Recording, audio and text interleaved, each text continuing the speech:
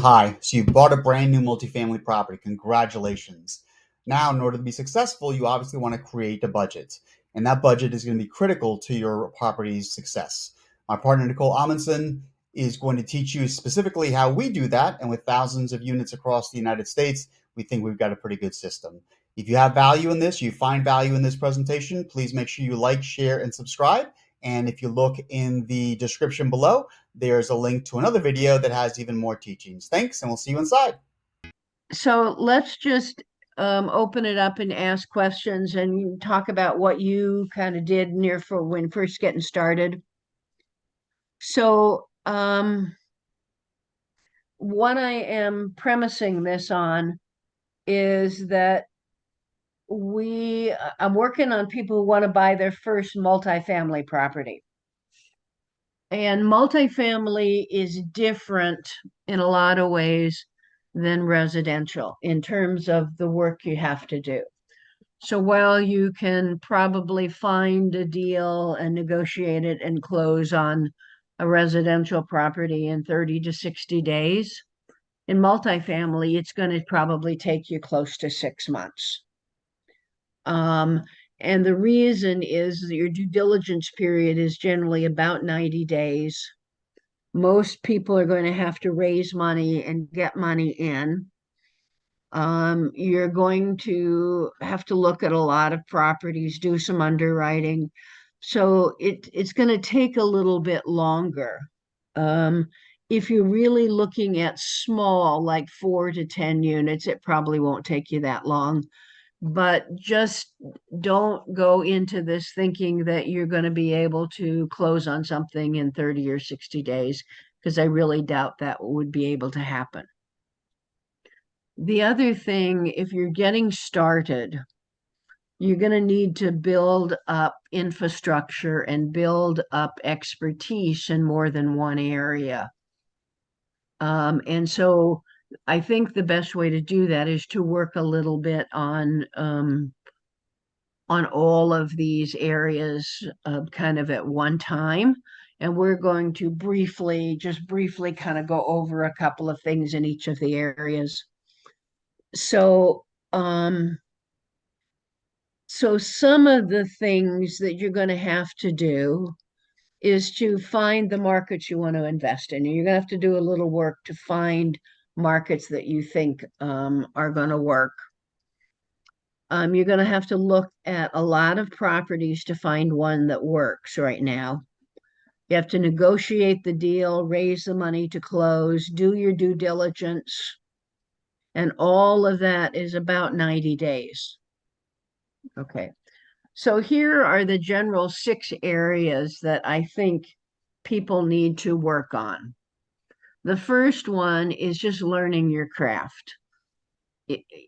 There is a lot of crossover between residential, and so your residential knowledge is certainly going to help, but it is not going to answer all the questions. So you have to learn some of the differences. You have to build up some of the infrastructure that you're going to need in commercial. Residential, people tend to think of it as homeowners, and they don't expect a lot of systems in place before a homeowner buys. That isn't so true with commercial. And so you have to have some things in place. The second area is you really need to set your goals and objectives, and you need to kind of set up your business so it can run. Most commercial real estate is $1 million plus, and that's, in most of it's plus now. And so you think about this, you're really running $1 million business. You're buying $1 million business, and that means you need to pay attention to the business, not just the property. You have to find the markets and then marketing.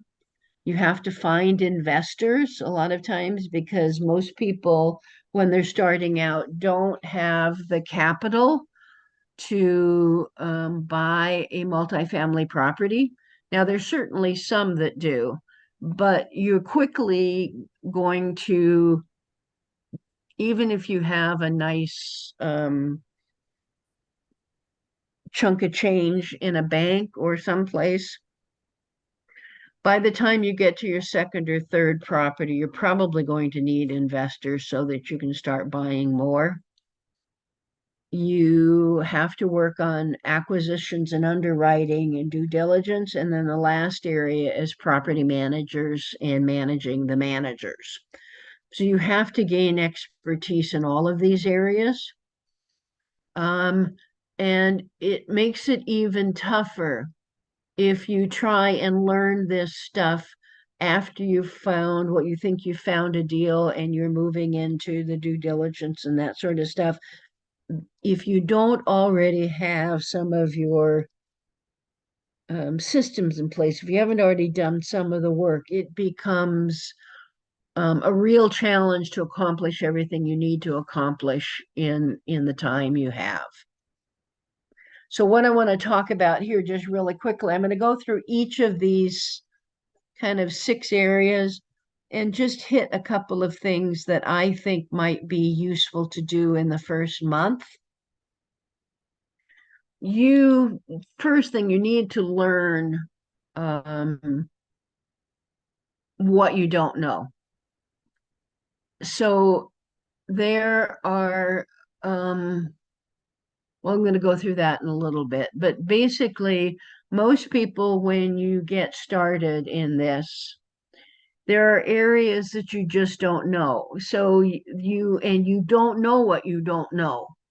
So that's called unconscious incompetence, that you really don't know um, what it is you need to know. So one of the things I think we need to do is to learn the business. And one of the ways to do that is through our class. And I'm going to talk just a little bit more about that later on here. But um, commercial multifamily, one of the main ways it is different is that in residential real estate, there are a lot of consumer protection laws. So people have to disclose. If they know something, they're supposed to disclose, and that's to protect the potential homeowners. In commercial, um, people don't have to disclose. It's your job to find it. They think you're a professional, and so you have to find out what it is they don't want you to know. And to do that, you really need to kind of know the business a bit. Um, People can't lie to you and they can't tell you falsehoods, but they don't have to disclose either, which is pretty different than residential. You're going to need some base documents, and we'll talk about one of those here in a little bit. And if you are going to find people to work with, you probably need to do it fairly early. Commercial real estate really is a team sport. There's a lot to do, and it is really tough doing it just one person kind of doing this. James, you want to weigh in on this a little bit? What are your thoughts on number one there?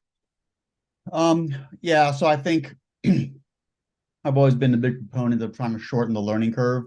Um, I think anytime you can learn from someone else's mistakes, I think it accelerates your growth tremendously, or work with someone that can kind of help you get there and not go over the same landmines.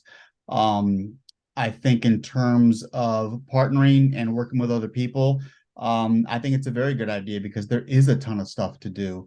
And granted, you're not going to make as much money if you start splitting smaller buildings and stuff like that, but a little bit of something is better than 100% of nothing. And if it takes you partnering with people to get to the next level, then obviously I think that's a wonderful idea. The one call out I will have is you should partner with people on one deal. And then if that deal goes well and you feel comfortable, then kind of grow from there. I've seen people say, okay, we're going to buy all these buildings together. And then after the first building, someone's not doing any work, whatever it is, and it turns up blowing up. So But yeah, definitely, build your team, partner with people, and just do the work. But yeah, absolutely. All right. Thanks. Anybody else have any comments about this? Okay. So number two is kind of setting your goals and objectives to get the business started.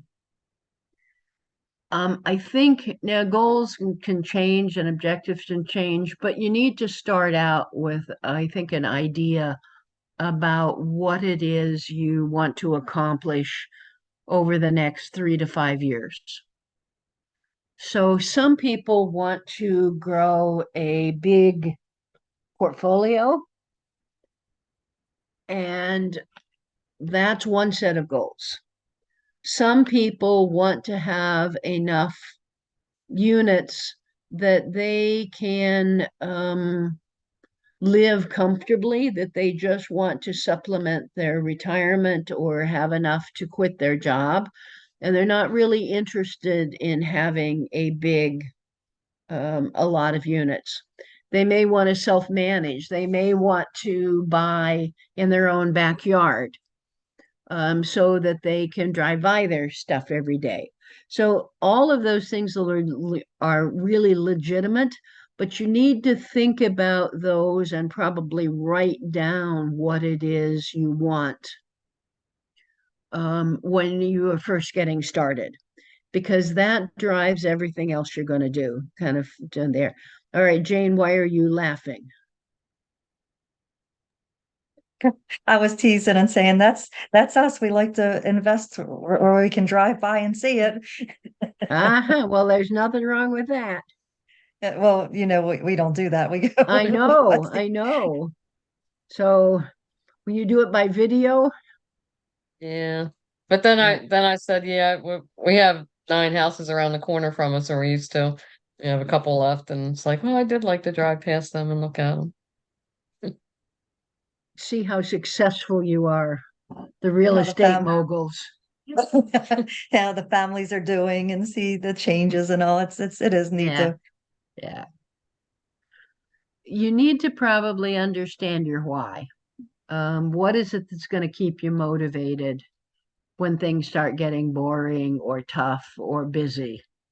Right? What is going to keep you working on it? And part of that is how many units. So, in terms of getting the business, the first thing to really do is get it clear about what your goals and objectives are, what you want to accomplish, and then kind of build your plan out from there. Number three is you're going to identify your markets. And to do that, you need to do some market research to kind of find some of the areas, some of the markets, the towns, the states where you would like to invest. Um, but you also need to, once you kind of think you have some idea, you need to do some work to figure out what is the status of those markets. So, for instance, what's the population? Is it getting bigger, smaller? Are jobs coming in? What's the average salary? Um, how many housing units are in town? And of those housing units, how many households own versus rent? So you need to kind of do some homework about those. Along with those, you need to figure out what properties are selling for, at what capitalization rate, um, and then what things are renting for. Because you need to get a sense as if you are buying something that the rents are going to be able to cover not only the expenses of the property, but the mortgage payment and the interest on the mortgage, and give you a little bit of cash flow on top of it. And those are things are fairly important. So what would they be selling for? And then what, if you buy it, what are the units renting for? Um, if you can't make that work, you can't make the deal work. And a lot of times that's at the market level, in general, rather than down at the specific property. Now, I'm not saying you don't need to look at the property doesn't matter, but when you're starting, you're just looking at the market level to get a sense of, is the market too expensive? So, for example, Washington, D.C., or Montgomery County, where I live, the properties are just too expensive, even with what the increase in rents.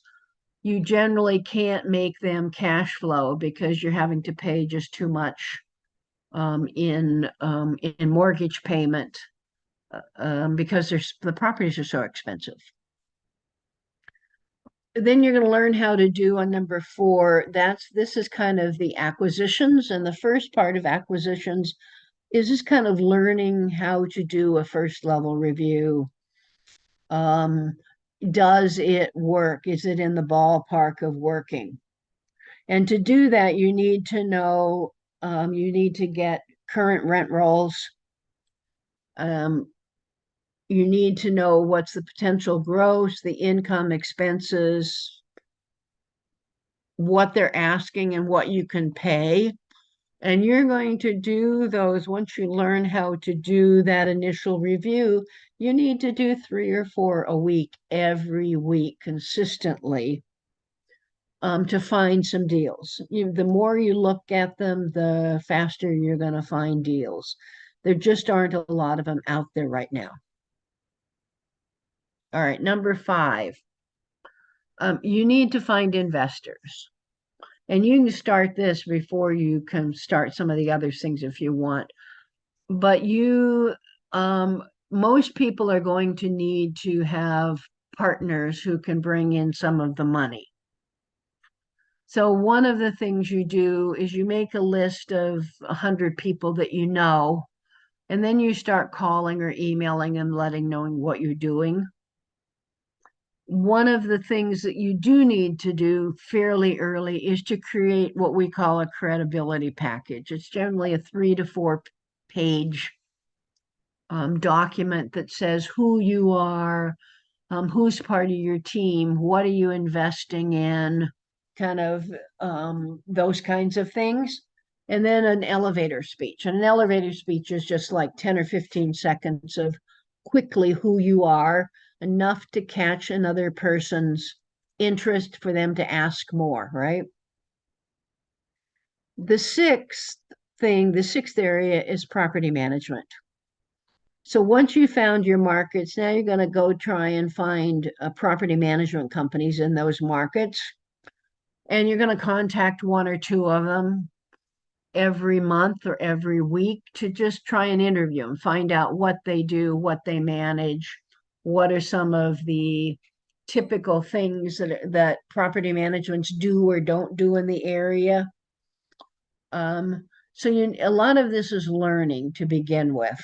All right, I'm going to ask Sharon and Jane and James and anybody else to weigh in on any of these. What else would you add that I didn't put here that you think is important?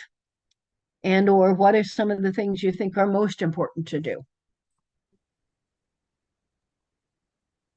So I think from, I guess the idea to be successful in multifamily, I think you always have to be doing 2 things, right? You always have to be raising money if that's the path you're going to take, and you always have to be looking for deals. Now, when Nicole has always stressed, and of course I agree 100%, is that you really need to start looking for money first, if you will. You can start doing both at the same time, but really put an emphasis kind of on this number 5, because I've known people that have said, hey, something, you find a good deal and the money will come.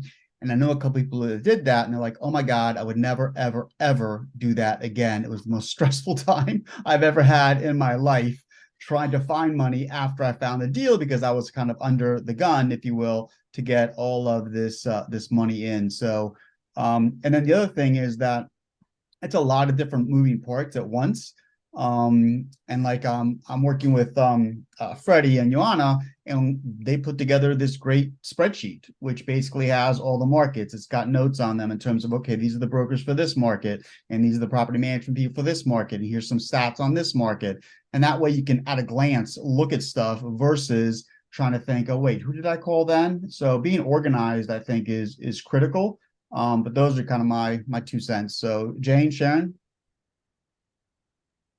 I think for us, and it's worked well, we've just always had partners, so I think that's probably one of the more important things. Partners just bring, knowledge, and as we keep talking about, we're going to delve into multifamily, so we wouldn't think of just jumping in. We would want to have partners and people who have done that, because we don't want to make the same mistakes. So partners and finding the money, because on the residential side, we've had that where we've had really good deals, and we had one, people that, oh yeah, find a deal, find a deal. We find them, and then there's, you're scrambling for money, or it takes too long and you lose the deal. So they're probably my two important ones.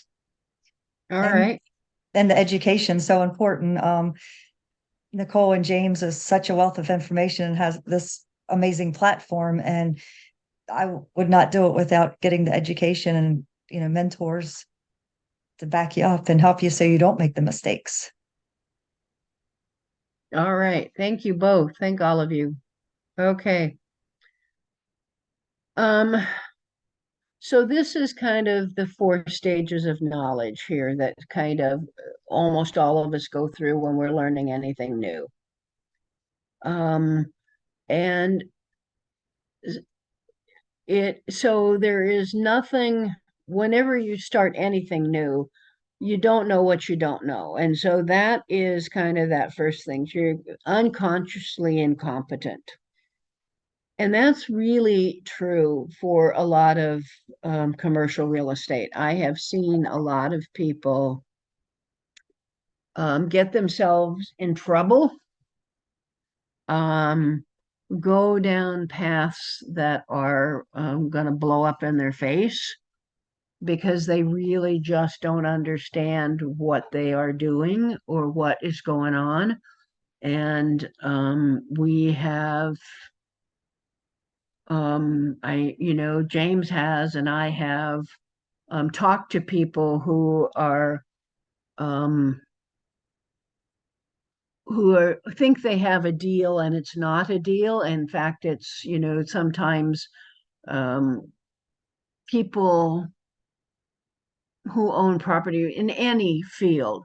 There are people who, shall we say, are not the most honest and are going to try and take advantage. And if you don't know what you're talking about, it's pretty easy to take advantage. The second area is kind of conscious incompetent. You kind of begin to understand that you don't really know what's going on and what you need to learn. The next stage is conscious competence, where if you think about it, you get to the right answer. And it is, so now you find it fairly easy to negotiate deals, to kind of get things done. And the fourth stage is unconscious competence, that you just know what's going on, what you need to do. And not everybody gets there. That's kind of an expert, kind of the masters that are there. And it's not always easy to explain how you got to that answer. You just did. So, what you really need, I think, in commercial is you need to work with people who've done this before and can offer guidance and support. And I have my horror stories of telling people, oh my God, don't walk away, run away. Just they're trying to take advantage. This is just a mess. James, have you got any stories like that? I know you do.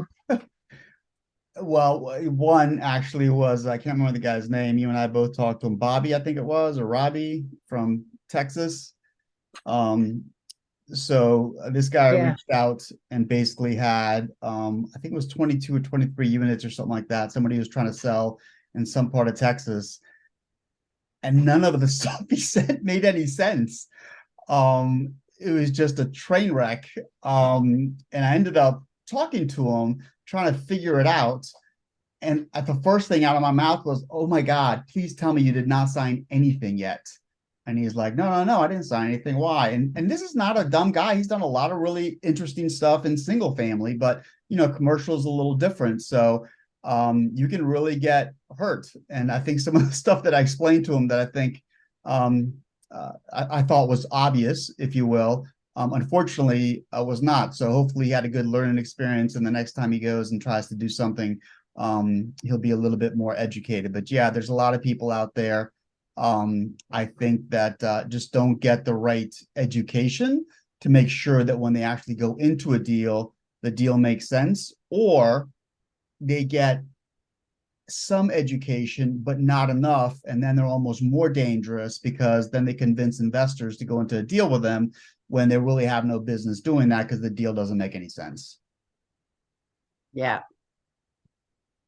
Have you guys run into any of the rest of you run into this in any of your residential stuff where you find new investors or people who are getting just getting started and they don't know what they don't know, and kind of you have to warn them? And Yeah, I think we run into that a lot. We help some newer people, and sometimes it's just not getting the numbers right. Like you Mhm. just fall in love with the house, or they, oh, you just talk yourself. And we did it early on. Like we were just like, oh my God, this is like the best house ever.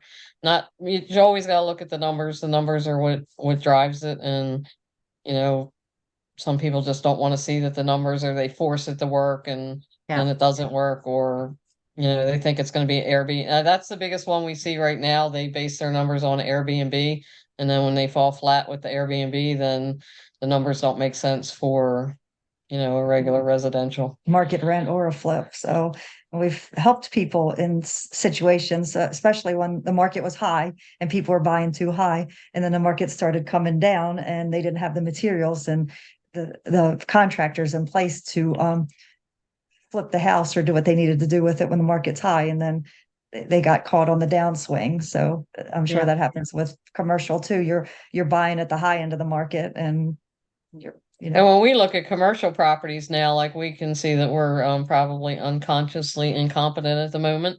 So, basically we're like, oh, the numbers make sense with, maybe 32,000 a door or whatever, but then maybe we didn't look at, that whole big piping system or the water tanks or whatever it is, the sewer and all that other stuff that you have with multifamily that doesn't really apply as much to residential, or it's just one house. It's like not the whole mobile home complex or Yeah, whatever. like a bigger ticket items, things are bigger ticket items in multifamily, so you really have to be even more conservative with your numbers than we already are. Well, that's why you kind of do the first stage analysis, and then if it works, you kind of go on to the next. But um, so if I get something under letter of intent, so I haven't bought anything in the last year or so, but if you you're probably looking at 50 properties or so to find one that looks good on paper to the sniff test, and then you are doing um, trying to negotiate a deal with somebody, um, and probably, you know, one in three, one in two of those, one in three or four of those will make it. And then I still find that when I go into due diligence, so I have a contract or I have an agreement, and now I'm going into due diligence. Half of those properties fall out in due diligence for some reason or the other, and you can't negotiate something. So it's in a lot of ways, it's a numbers game. You just lose deals at, kind of the first batch, most of them don't work. And then you have to get something where you can negotiate with a seller for something that seems to be good, and some of those potentials don't work out, and then you go to due diligence and some of those don't work out. So you keep losing excuse me, here and there. I don't want you to walk away thinking though that you can't do that. You certainly can, but it's a case of you can't work on just one deal at a time, so to speak. You have to really be continuing to market, continuing to look at deals because things do fall out. All right. So one of the things that's different, this is kind of different offer. And I think this may not work with everybody who's on the call, but I'm going to tell you anyway. So our regular class is $19.97, and you get forever access to that material. So it's about 36 modules and 60 hours or so. But boy, do we have a deal for you. Let me just tell you, have we got a deal? So that deal is going to be, if you want to sign up for the class before the end of December, we will, in the first weekend in March, we're going to have a 4-day face-to-face, and you can come to that for free if you sign up for the online class. And because it's the holidays and they've got a lot of things they're spending money on, if you want to secure your place and get both of those, if you put $97 down that's non-refundable before the end of the month, then you still get access to the 4-day class free.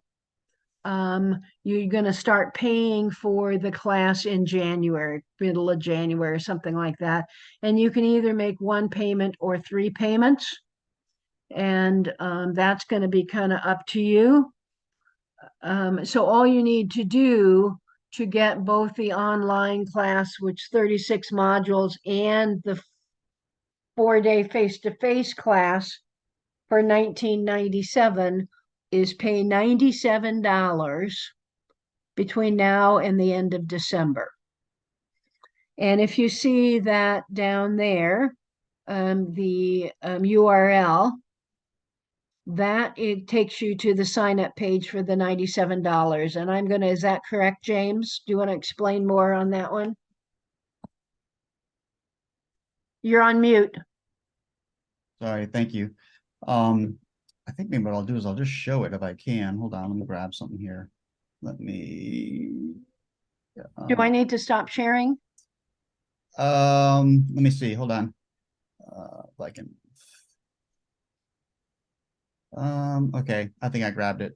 Let me do so you guys can see what it looks like basically. Can you guys see my screen okay? Do I need to stop sharing? No. We You guys can't can't see see your my screen? screen. All right, can you Yeah, can you Nicole. Yeah, unshare Nicole that? probably has to stop sharing. Yeah, Nicole would stop sharing for James to share. There Yeah, you go. Okay. there. Now you can see it? Yeah. Yep. All right, great, thank you. So this is basically where the link takes you, right? So it's pretty easy, right? So it does include, if you have a deposit down by the end of the month, it includes the 4-day live boot camp. Everything you see here on the left-hand side is all the stuff that comes just with the regular online class. And then you have several options, right? You can either do the $97 deposit if you want, and some people are like, well, I know I'm going to go anyway, so I might as well just pay for it now and not have 2 payments, and then we'll credit you obviously the 97 if you've done that first. Or you have the option of paying a little bit more, obviously, but you can split it out over 3 months. But it's pretty self-explanatory. Again, all the bonuses are on the left-hand side.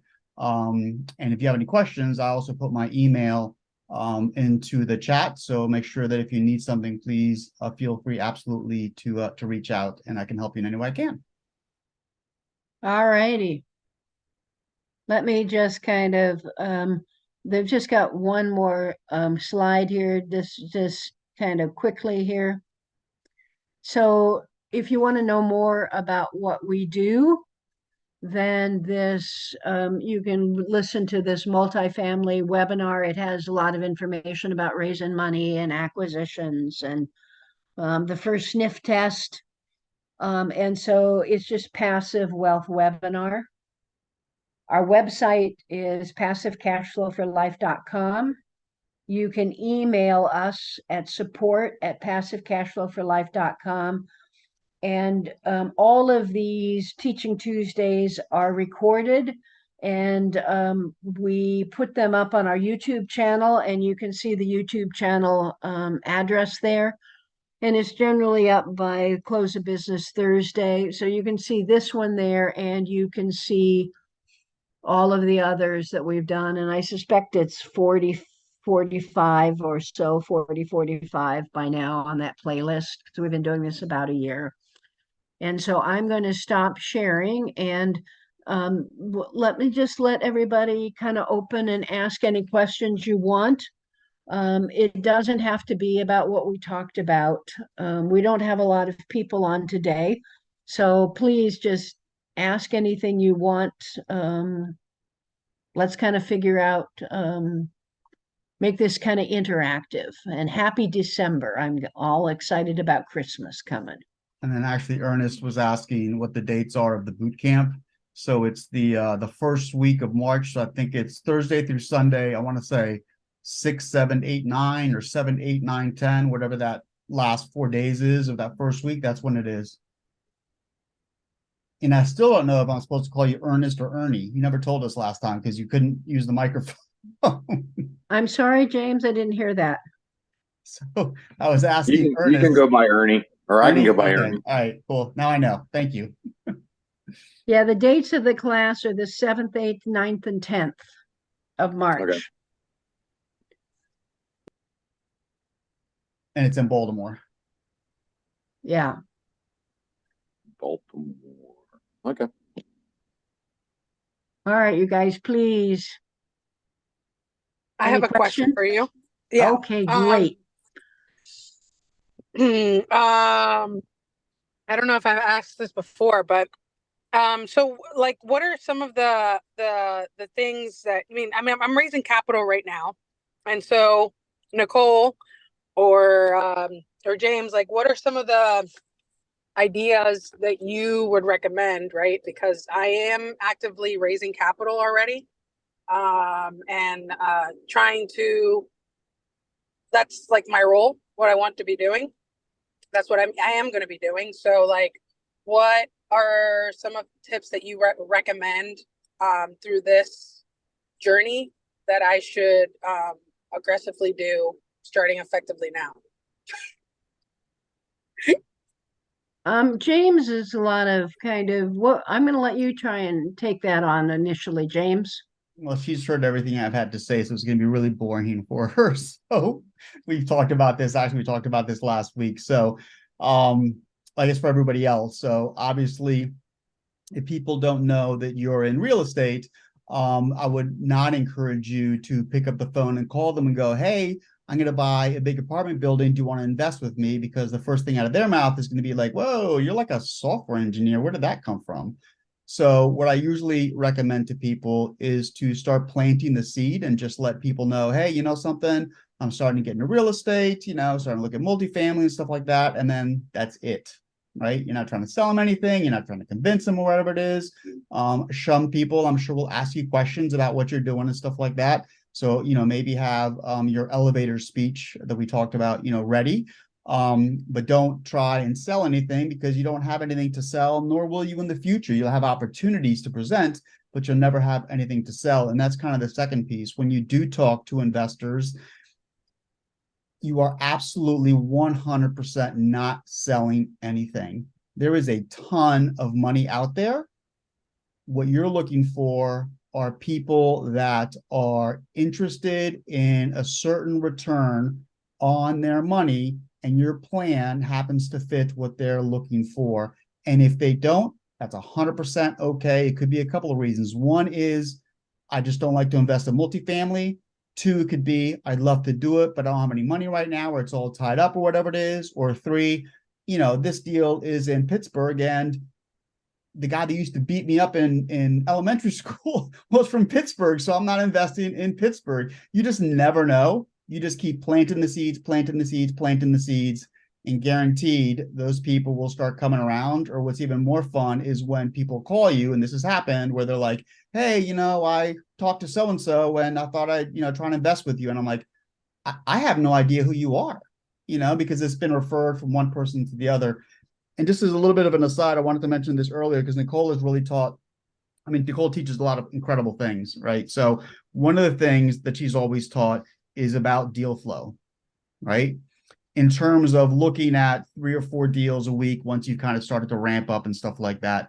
I think the interesting thing about that is not only will you get to a good deal faster, but if you have 4 deals that you're looking at, it's not like, oh my gosh, I've got to make this one work because I've got nothing else. If you look at one and go, I don't know, I've got 3 or 4 in the pipeline or whatever it is I can look at, or I'm going to look for more the next time, whatever it is, it takes so much pressure off of you and makes you not force yourself into a bad deal. And then the last thing, going back to the investors, is making sure that you stay in touch with them every 3 or 4 weeks about anything. If it's getting multifamily related or whatever it is, that's fine. If you got a different relationship with them, I don't know, go out to dinners with them, or you go golfing or whatever it may be, whatever it is, just to keep you front of mind. So when you do reach out to them and go, hey, did you want to sit down and we can talk a little bit more about multifamily and kind of what I'm doing? They've heard from you every 3 or 4 weeks. So those are kind of my 2 cents. Nicole, you got a lot of great stuff.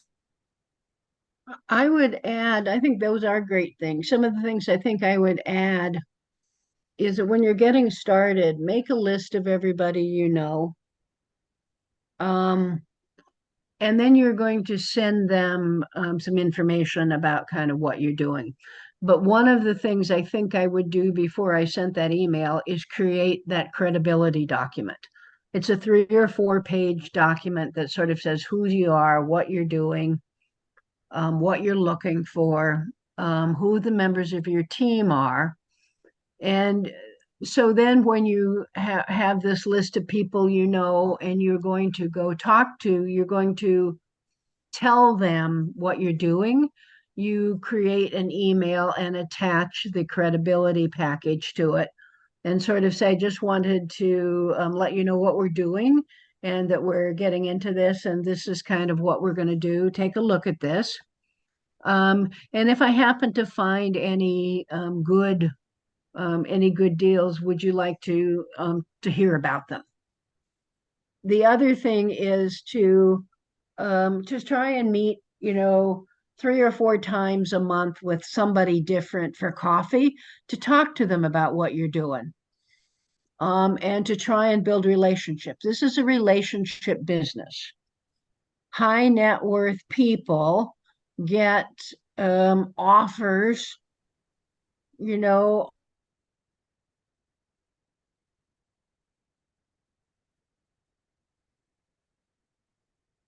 You may have muted out, Nicole.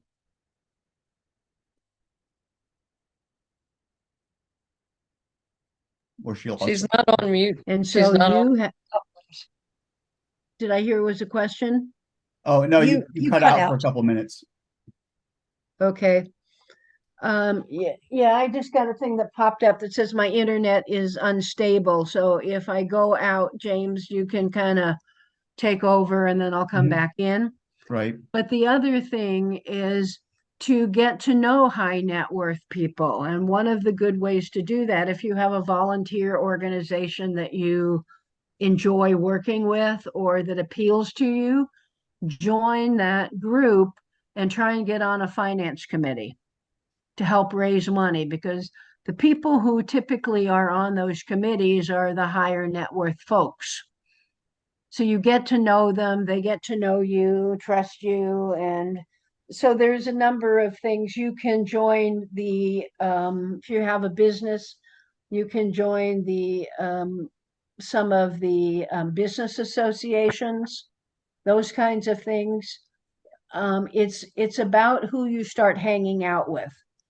And if everybody is poor and getting started, you need to figure out how you start hanging out with people um, who aren't poor and can help out that way. I'm not saying by any stretch of the imagination, kind of move away from your friends, but you need to start cultivating a group of people that may be your investors. And so that would be my 3 cents worth. And I would know Jane and Sharon raise a lot of money. And is there anybody else on this group that raises money that could jump in on here? I appreciate your guys' input. I know that James has been helping us out, but I just wanted to, get some interaction going. Yeah. Jen and Sharon, you want to jump in? Okay. Yeah, I think and we did this early on. We leveraged social media, not to just go, hey, we need money, but just because early on we didn't really say what we did. Like we retired from a W-2 job and we didn't, we were more concerned about what our other colleagues and people would think, and we're like, well, if we mess this up, then we don't want everybody to know that we screwed all this up. So like we were very hesitant to say, hey, we're investing in real estate. And then as we got more comfortable, I think we just, so then like we use social media to say, hey, we're flipping houses, or so it gets that conversation going with some people that wouldn't normally, especially the, government people that we work with, and they have 401ks and IRAs and all that stuff. So that helps facilitate some of that conversation. And another thing, that's why another reason why it's important to have like JV partners or partnerships, because if you don't have the experience under your belt, that partner will. And then that's what a lot of money lenders, they want to see that you have experience and that you know what you're doing before, they want to know, like, and trust you, and then know that you have experience to back you up and you know what you're doing, so their money's safe. So that's another point I would add. And then the last thing is just networking. We go to as many events as we can networking, because the more you're networking, the more people that you run into, the more, there is a ton of money out there. You just have to find it. And for us, the hardest part was always asking for it. And we still that's still our hardest thing to come over, where sometimes people have to hit us over the head and say, trying to give you money. What do you got going on? But so just networking, and the more you network, the more you learn. So just going to that 4-day class. I mean, we'll be up there for that. Definitely. Yes. Just, to meet other people and get in that network, and then, who knows what's going to open some doors. That was a funny story. Oh, I'm sorry. Go ahead. No, nothing. I was just going to ask you ladies. So if you don't mind me asking, how do you ask? Like, what are some of the things that you do currently when you're asking individuals for money? A lot of times I'm sorry. A lot of times we just tell people what we have and what's on our plate, and show them the projects that we've done in the past. Pretty much like Nicole said, kind of a credibility kit. Sometimes we don't just, have the credibility kit. We'll show them projects and houses that we've done in the past. We start building a track record. They'll see us on social media doing things and getting things done. We have some programs, and people like our programs. And then sometimes, they've been reaching out to us saying, can we come on board? Do you need to borrow some money? So that's what it gets nice, when people actually seek you out and say that they trust you and have money set aside. So it takes a lot of networking and putting yourself out there and going to and then meetings. just asking for it. Say, hey, I got a project, and we're going to be looking to raise, whatever, 200,000, and go from there. Okay, thank you. And I didn't mean to cut you off. You said something funny. I want to know what's funny about raising money. Oh, Jane is right. Like, we went to a networking event not too long ago, and we spoke with this lady probably in the last couple of years, and she always comes up to us when she sees us and we speak. And then as she was leaving, I said to her, if you ever need anything or want anything from us, please reach out. And she said, actually, I've been trying to tell you, I have capital, I want to deploy it, and I want to work with you girls. So, I mean, people really do have to tell us we have money. And that one was just, she was an out of country investor. So I don't think like we did, I think we just didn't think that, they would invest in the United States or whatever, so maybe that was a little bit Yeah, of the but I can't hesitation tell you there. the number of people that want to, from other countries that want to invest in the United States. The key is to get around is that they need to have a US bank account already. So there's a lot of steps that you have Right. to And go that was through. what she actually said that. She said, she had an LLC and she deactivated, and that kind of started that conversation. And we were like, oh, if you need anything, and she's like, that's why I'm activating it. Yeah, she's like, give me a reason to activate it and get my bank account and everything started again because I'm ready to go. We're like, okay. So now we're looking for things quickly so that she doesn't find somebody else. And that's another thing. You want to get your capital together, but you do, like James said, you want to keep them on board and letting them know that you're looking and you're getting projects together or a house together for them so you don't lose them. I think one of the things, one of the nuggets, I think that Jan and Sharon kind of shared in there, even though they didn't say it specifically. And I think we all do this. Jane, Sharon, Nicole, myself, we are always trying to help other people in any way that we possibly can. I mean, I tell people all the time, here's my number, call me. Don't call me every day, but whatever it is, but call me, or I'll help you in any way that I can. And you help as many people as you can, and it always comes back. No matter what happens, you talk to one person, you help them out, they talk to somebody else, and all of a sudden 3 people come to you. So always be very generous in your spirit in terms of giving not everything away, right? But helping people out as best you can. And it all comes back. It absolutely all comes back. Sorry, I was letting somebody in. Other questions from anybody? All right, well, I think that we I have a are quick about, question. Oh, hi, hi. okay, last question. Okay. How are you? I am well. I am well. Just have a quick question regarding out of the country investors. For you, Nicole or James, do you guys have a process in terms of how you would vet them for credibility on your end if you've worked with any?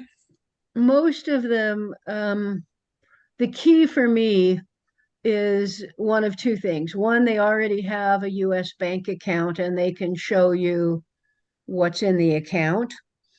Okay.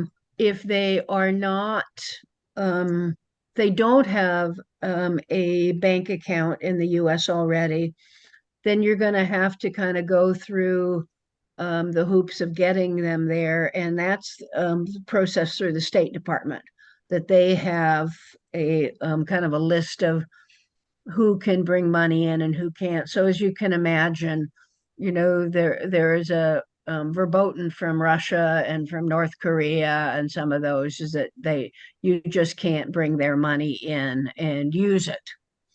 So, and that for some Mhm. of the Middle Eastern countries or the global South, there are other steps that have to be taken. And so it's always easier to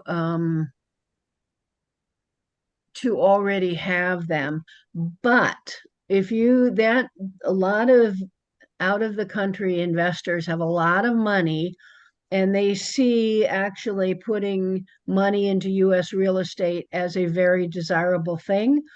And so if you meet any of those people, begin to build relationships with them and help them get money in and what they have to do that, to get money into the US and then use them for a deal down the road. Most of its kind of time is going to take 60 days to 4 months, 5 months to get all of that, all of those steps checked off, so to speak. So that would be kind of what I say. I've had several foreign investors and still have some relationships with people. So at this point, I think it's going to be and turn it over. I'm going to kind of mute myself, and Jane and Sharon are taking over, and I'm going to let James introduce them, and then we'll kind of go into our next section. Thank you for coming, everybody. Thanks, Nicole. Thank you so much, Nicole.